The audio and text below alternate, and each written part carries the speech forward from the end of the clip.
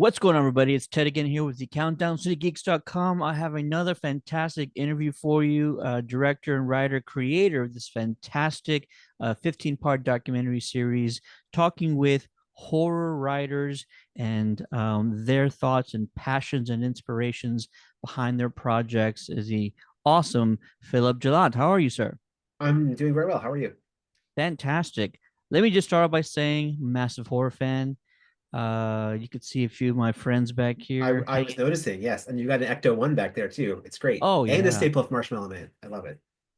fantastic. I grew up on horror. I probably, much like you and everybody watching, probably got into some films and movies that we were probably way too young to be watching at the time, but it leaves a lasting impression. And so as soon as I heard about this project that you were doing, I absolutely dove into it as fast as I could because it's wonderful to get into the mindset and the inner workings, the mechanics of some of these just wonderful horror writers. And so, specifically for you, what set you out to embark on this journey?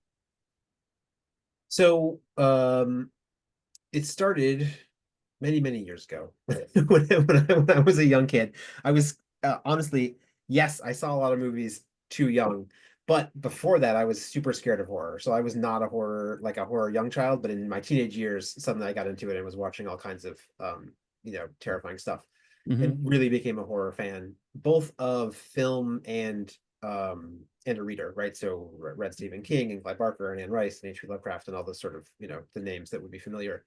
Sure. Um, and then many years later, when I had started writing for film and TV and had my career, I became friends with one of the authors in the series. His name is Laird Barron. He's the one with the eye patch. His episodes aren't the review episodes, so you'll see them eventually. Yep. And Laird had a really interesting life, has had an interesting life. He grew up really rough in Alaska. He raced the Iditarod, the dog sled race. Like, Oh wow. I mean, lost an eye. And has almost died multiple times. So right before, well, let's say it was about 2 years ago, he got very sick, almost died again, recovered, and I was like, somebody needs to sit Laird down and get him to tell all these stories about his life, talk about his work. And I figured, well, nobody else seems to be doing it, so I'll just go ahead and do it. So it really started with Laird. Laird's a great writer. He's a very good friend of mine, and so the first episode we made was his. So I sat him down, had him tell me all these stories about growing up in Alaska. He told me these wild stories of his life I'd never heard before, and then we intercut it with a reading of one of his stories, and it worked. Like, I mean, I thought it was going to be interesting because I knew Laird was interesting, but I was like, oh, this is. I love how this is working. I love the way that the story and the interview are interplaying and sort of raising questions about each other. So the producer I was working with said, "Oh, this is awesome. Why don't we?" Because we didn't know what we were going to do with Laird interview. We sort of just did it. And he's like, "Oh, let's get other writers and do the same thing and see what we can make." So that's really where it started, was with that Laird interview, and then expanding from there and asking of the authors, specific questions about their lives, but then also I ask each of them the same questions about the horror genre and the writing process to try to tease out these differences and similarities in process and et cetera. So Yeah, absolutely. And that's what I really took from it. I got a glimpse of it, right? I got a sneak peek of some of the episodes. The full thing will be out February 7th on substack.com. The documentary is First Word on Horror. Let me ask you about this entire sort of experience. Were you either surprised or what was some revelation? Anything that you're willing to share. I don't want you to give the whole thing away, but any revelations that you were surprised about when talking to these authors and these writers about their experiences or their inspirations? I mean, there was a lot that was surprising. So, you do for these, I did a good deal of biographical research before talking to them. However, even still, there were things that were either completely came out of the blue and surprised me, or were more interesting in the telling than I had anticipated them to be. So an example, I've got a couple of examples. Uh, but let's go with this one. I'm going to talk about Laird again. So I knew Laird's life. I asked him at one point, I don't even remember what the question was. I think I said, tell me a story about living in Seattle, because I knew he lived in Seattle, or maybe I said Pacific Northwest, who knows? And I was expecting, I don't know what I just wanted whatever he was going to tell me.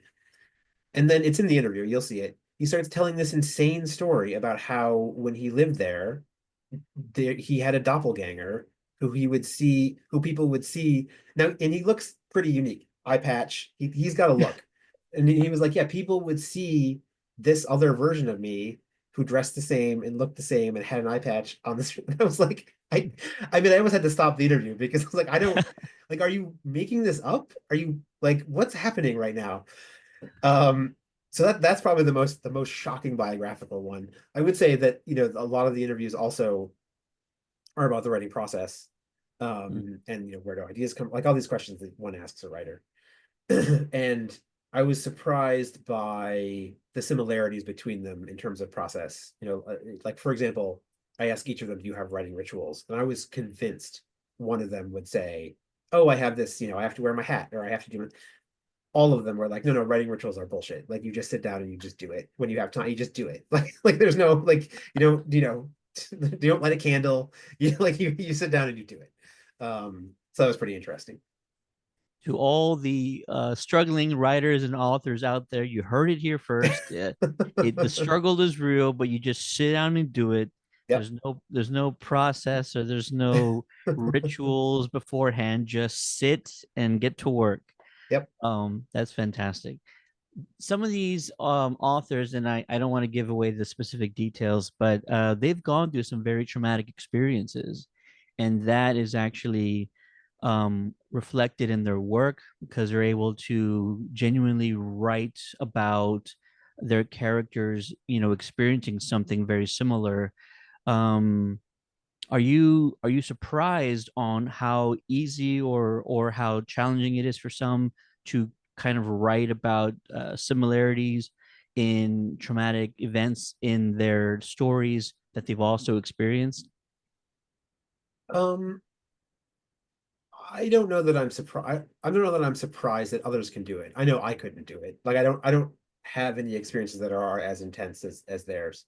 Yeah. But I think it speaks well of each of them that they are able to utilize these experiences. And I mean, it makes sense, but like I wouldn't.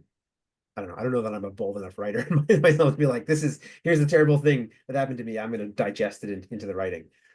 I mean, but that question honestly is sort of one of the core questions of the series to my mind, which is like, what is the interplay between your actual lived life and the things that you put on the page, and the way that you create a story, or you know create a piece of art. um it's really, I don't know that any of them would say that it's therapy, although I think it's almost inevitable that one thinks that it might be. But I don't think they think about it that way. I think they just, I don't know. It's interesting. It's a tricky that question. that was my follow-up. If you thought in a way that it was therapeutic, maybe subconsciously there's some part of them that's healing while they are Yeah. writing these fiction I mean, to stories. to pick that apart a little bit more, I mean, so I asked each of them, one of the questions that I ask each of them is like, um, I'm trying to think of how I phrase it. Usually I phrase it like, well, how do you tell where a story starts and you stop, or where you stop and a story starts, or something like that. Another, and I would ask a similar question, which is like, are you in control of your characters, or are they in control of the Ooh, story? I think they're sort of the same question, sure, kind of. sure. And most of them said, well, yeah, I guess most of them said, oh, I'm not really in my work. It's work. It's not my life. But inevitably, there was a certain point in every interview where they were all like, well, but that really happened, and that really happened, and that's me, and I'm in all my characters. It's like, so it's, Yep. but I think the ambivalence and the ambiguity and the tension there between almost like what you're consciously writing and what you're subconsciously writing is Hmm. almost the heart of the creative process, if that makes sense. Yeah. I think you have to exist in that ambiguity, I think. I think. Here's the $1 million question, and it's something that you kind of touch on in different ways in the episode that I witnessed and watched already. But what is it about horror that either excites us or that just draws us in so much? Yeah, so this question is answered many ways in the series. Yeah. And my personal thoughts on it are uh like, to use another word that's used a lot in one of the episodes, my personal thoughts on it are ambiguous and ambivalent. I personally don't know. I know that I love it. I know that it speaks to me. I know that I love it as a genre because it feels to me the closest to uh like sort of subconscious truth, psychological truth. And then Mm. there's a way to like and then that's what I mean, like it feels like the language of dreams. Like you don't get dreaminess in other genres, and you get it a lot in horror. You Wow. almost have to, I think.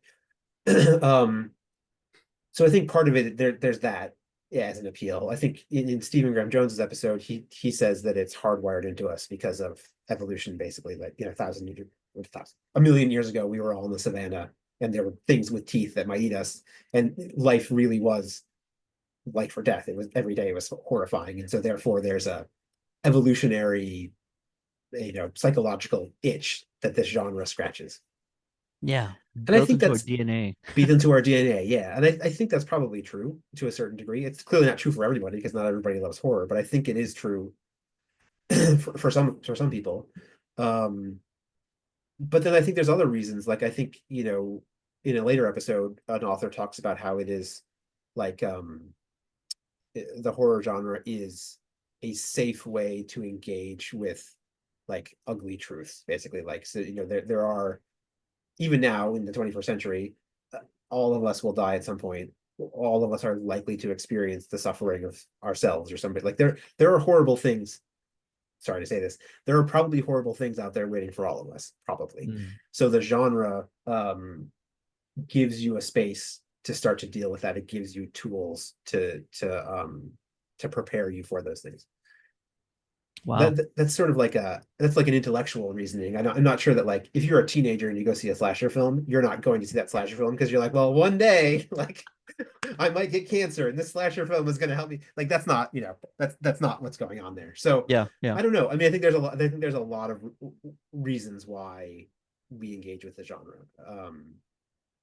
And I don't know which one. I think there's probably a little bit of truth in all of them, to be honest. Yeah. I would agree with that.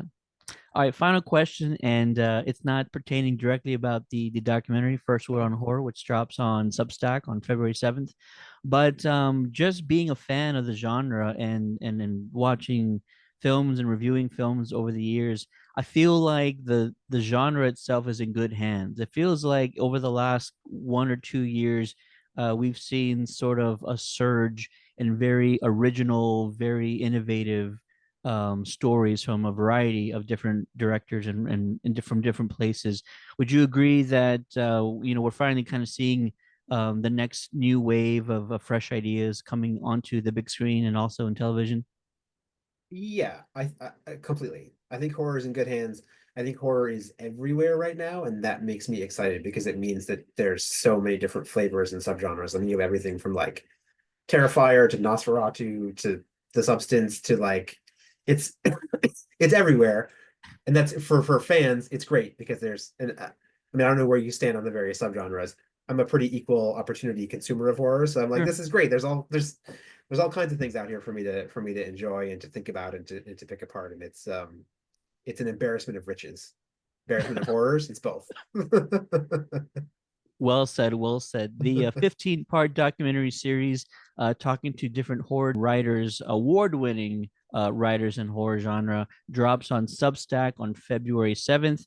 To get more information, you could also go to etchfilm.com. That's etchfilm.com to hear more about it and to learn more about the documentary series. And Philip, just want to thank you for taking the time to speak with me today. Congrats on the project, and cannot wait to see the rest of it. Thank you so much. This was so much fun.